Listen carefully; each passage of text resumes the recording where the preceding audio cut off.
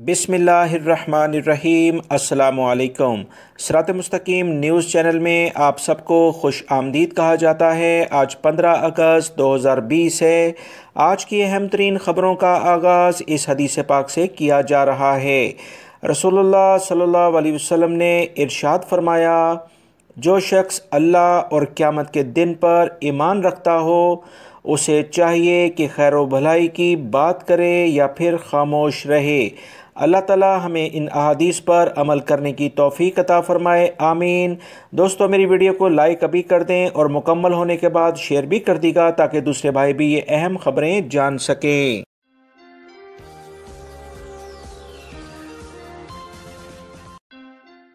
Saudi अरब में बहुत सारे गैर मुल्की अफराद अकामा ट्रांसफ़र कराते वक्त मुश्किलात में देखे गए हैं।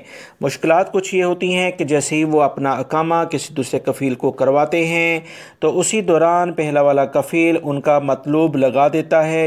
ऐसी सूरत में गैर मुल्की अफराद को चाहिए कि पहली फ़ुर्सत में लाजमी तौर पर वो अपना ये मतलूब कैंसिल करवाएं। डॉक्यूमेंटेशन पहले कफ़ील से क्लियर करें।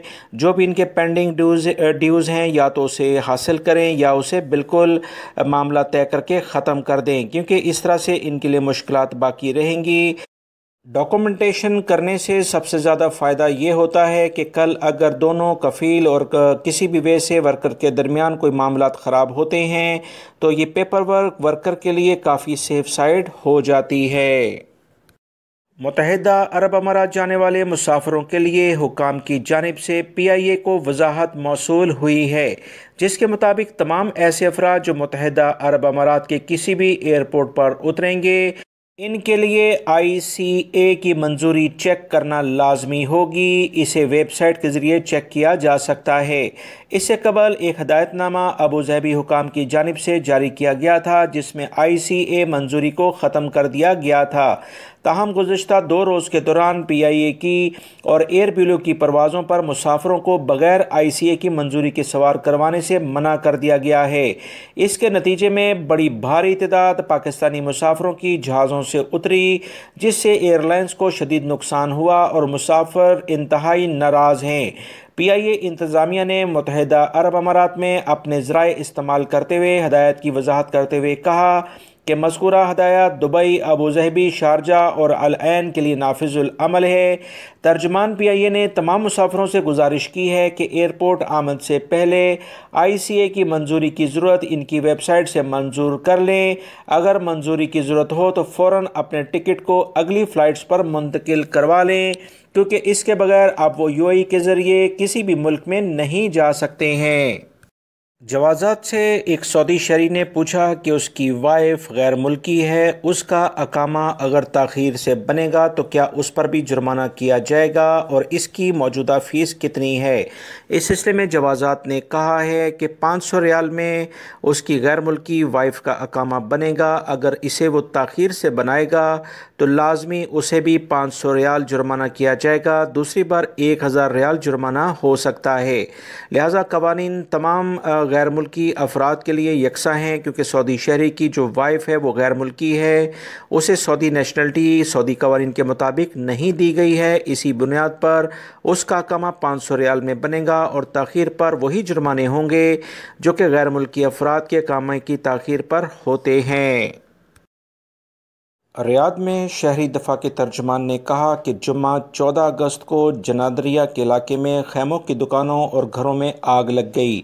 आतिशज़दगी के बायस पूरे इलाके में धुएं के घने बादल छा गए।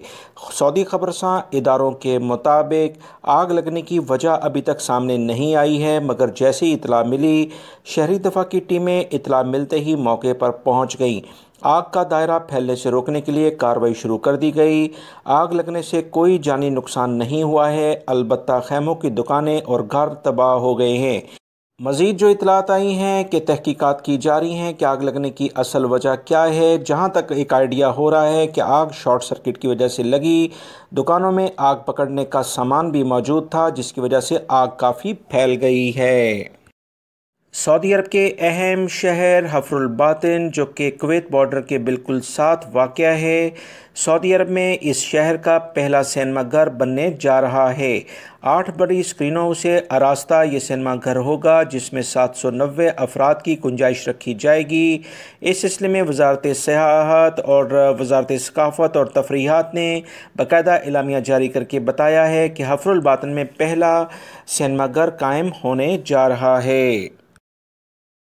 جدہ کے الساحل روڈ پر جمعے کو 2 گاڑیوں میں تصادم ہوا جس کے نتیجے میں ایک شخص موقع پر ہی جاں بحق ہو گیا جبکہ 7 زخمی ہوئے ہیں، جس میں کافی دیگر افراد شدید زخمی ہیں۔ ہلال احمر کے ترجمان نے بتایا ہے کہ جنوبی کارنش کے بالمقابل ساحل روڈ پر جمعے کو 2 گاڑیوں میں ٹکر ہو گئی جس میں 5 امدادی ٹیمیں فوری طور پر ان کی مدد کو پہنچیں۔ اس سلسلے میں مزید جو اطلاعات آئی ہیں کہ 2 افراد کی حالت کافی نازک ہے۔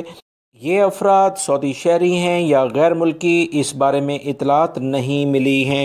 سعودی محکمہ موسمیات نے کہا ہے کہ سعودی عرب کے 3 علاقوں میں جمعے کو گرد آلود ہواؤں کے بعد گرج چمک کے ساتھ بارش ہونے کی اطلاعات موصول ہو رہی ہیں۔ یہ سلسلہ رات دیر گئے تک جاری رہے گا۔